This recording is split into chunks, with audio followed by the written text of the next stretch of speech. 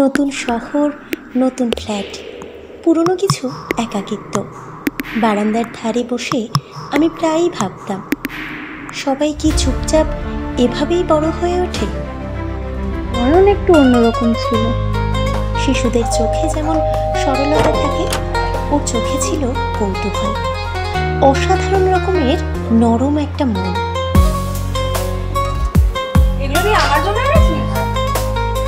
আমি জানি এটা প্রেম না, কিন্তু এটাও জানি ওকে মনে পড়লে বুকটা আমার ভারী হয়ে আসে। এখানে তুই প্রতিদিন খেলতে আসিস? এখানে আমার খুব সুন্দর লাগে।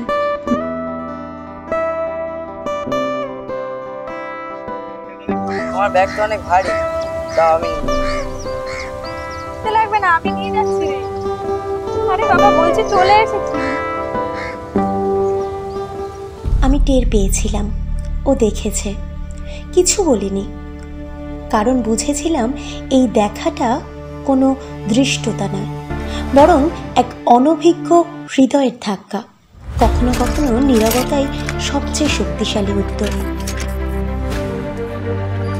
তোর কি হয়েছে রে? তুই আমার লুকিয়ে লুকিয়ে দেখিস, আমি জানি সেটা, কিন্তু সামনে আসিস না কেন? আর দেখবো না। ওর চোখে আমি হয়তো কোনো রহস্য ছিলাম, কিন্তু ও আমার কাছে ছিল এক রঙিন আয়না, যেখানে আমি নিজেকে একটুখানি কম একা মনে করতাম। হ্যাঁ তুই বল না, কিন্তু তুই কি করলে শান্তি পাবি? তুই আমাকে মেরে ফেলবি? 13 বছরের কোনো ভালোবাসা হয় না, তবে মনে থেকে যায় সেই নীরব বোঝাপড়া, সেই একটুখানি আলো যা ঠিক ছায়ার পাশে থাকে।